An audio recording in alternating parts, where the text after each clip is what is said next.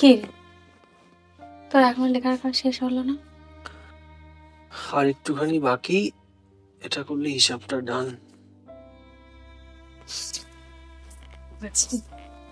শোন না, কালকে একটা আমার বাড়িতে যাবি? শোন না, বিয়ের পর থেকে তো একদিনও যাসনি, প্রেম করছিস কেন? কেন, তুই তো দুবেলা করে যাস, তাতে কি হচ্ছে না নাকি?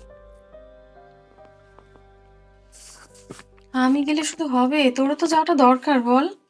তোর বাড়িতে যাওয়ার কোনো পরিবেশ আছে? বড় ভাই নামেই, সারাদিন তার বাড়িতে টিকি পাওয়া যায় না। আর মেজো ভাইটা সারাদিন বইতে মুখ ঢুকিয়ে বসে রয়েছে। আর আপনার ছোট ভাই, তার কথা তো না বললেই না। তাহলে আর কি করে বলবো, বলার কোনো জায়গা নেই। কালকে কি এমন মহাকাজ আছে শুনুন? আছে তো, যেন বলছি, কালকে ছোটর জন্মদিন, তো আমি সকালবেলা গিয়ে একটু পায়েস রান্না করবো, আর আমরা একসাথে সবাই মিলে দুপুরে বসে খেতাম। তোর মনে হয় এসব আদিক খেতে আমি করতে যাব? না আমার সময় আছে, না আমার ইচ্ছে আছে। আর একটা কথা তোকে পরিষ্কার বলে দিচ্ছি, ওইতে কিন্তু টিফিন বক্স করে খাবার নিয়ে আসবি না। আমি এগুলো একদম পছন্দ করি না। এই শোন, এত ঘুরিয়ে কথা না বলে মুখের উপর বলে পারতিস যে আমাকে যেতে না জন্মদিনে, তাই তো?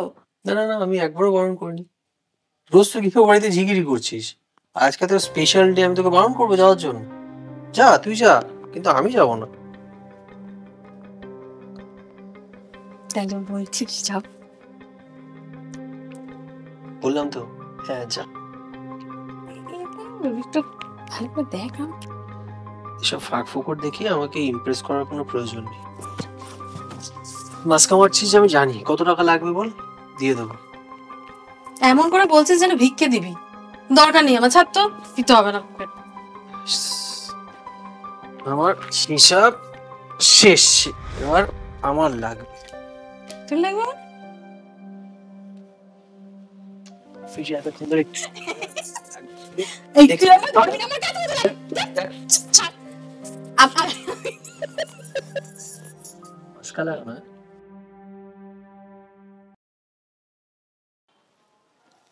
সুখী ভাবনা কাহারে বলে,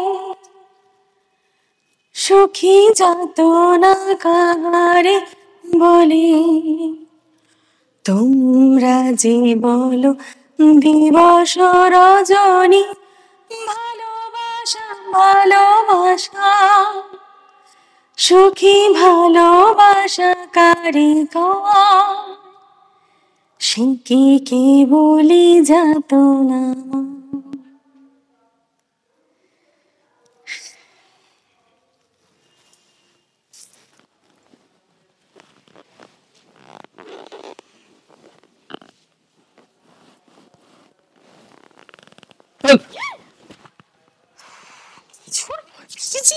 এরকম কেউ করে? তুই ঘুমোসনি? একটা দিন তো ছুটি পাই, ছুটির দিনও সারাদিন তুই বাড়িতে থাকিস না, আর রাতে আমি একা একা ঘুমিয়ে পড়বো? এটা কখনো হয়? নেই ঢং জানো তুমি। এই শোন, আজকে মাথায় বিলি কাটে ওষুধ শুনি তাও বলবি না, আমার নিজের ভীষণ ঘুম পেয়েছে, প্লিজ। প্লিজ আজকে সবকিছু প্ল্যান করে রেখেছি, আমার কিন্তু এবার একটা বেবি চাই।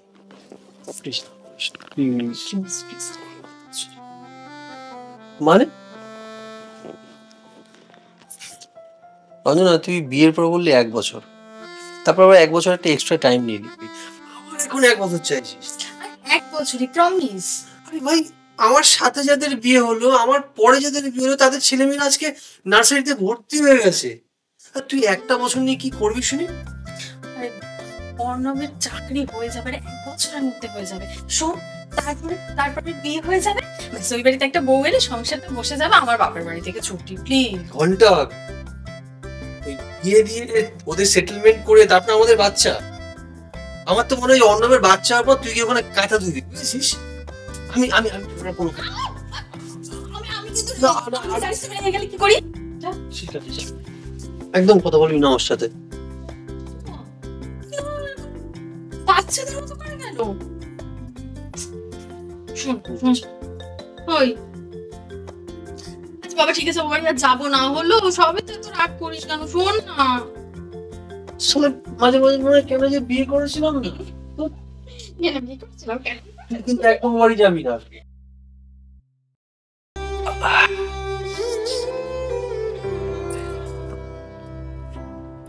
জানিস আজ না আমাকে বেশ হাজবেন্ড হাজবেন্ড মনে হচ্ছে নিজেকে।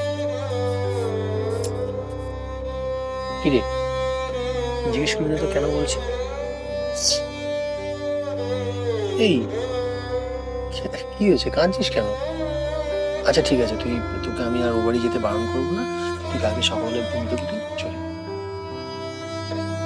যা। তুই তো ব্যাপারটা সিরিয়াসলি নিয়ে নিয়েছিস। আমি তো বলছি আমি আর কোনোদিন তোকে ওই বাড়ি যেতে বারণ করবো না, তুই যাবি। অর্ণব চাকরি পেয়েছে জানিস, সরকারি চাকরি, খুব ভালো পোস্ট। আচ্ছা এইবার বুঝলাম দিদির চোখের জলটা খুশির জন্য। তাহলে কাঁদ কাঁদ কাঁদ কাঁদ। পরশু দিনকে নতুন ফ্ল্যাটে চলে যাবে। এই নতুন ফ্ল্যাটে মানে বুঝলাম না তো। আমাদের কাউকে কিছু জানাই, 1 বছর আগে বিরাজবাবুর মেয়েকে রেজিস্ট্রি করে বসে আছে। মেয়ের বাড়ি প্রচুর পয়সা, গাড়ি ফ্ল্যাট সব কিছু দিয়েছে। মানে পয়সা দেখেছে বলে দু ভাইকে ভুলে গেল? বড় দাদাটা দিন রাত ওই ফাস্টফুডের দোকানে কাজ করে ওকে এত কষ্ট করে পড়াশোনা করালো, তারপর চাকরি। কিচ্ছু মনে রাখি না, কারোর কথা কিচ্ছু মনে রাখি না। আমি জাস্ট ভাবতেও পারছি না। আমি ভাবতে পারছি না, আমি তো ভাবতাম যে বলছি বেকার বেকার ইডিটটার জন্য তুই চোখের জল ফেলছিস। কাঁদিস না তো, এই চোখের জলটা না, এই চোখের জলটাও আমার, এটাকে বাঁচিয়ে রাখা উচিত। আর বলছি তুই কি সত্যি বলে যাবি না? আচ্ছা তাহলে তো এই খুশিতে আজকে উইদাউট প্রোটেকশন ট্রাই করবি। এই দেখেছি হাসলে কত সুন্দর লাগে তো। হ্যাঁ কেন কেন ভাবছি?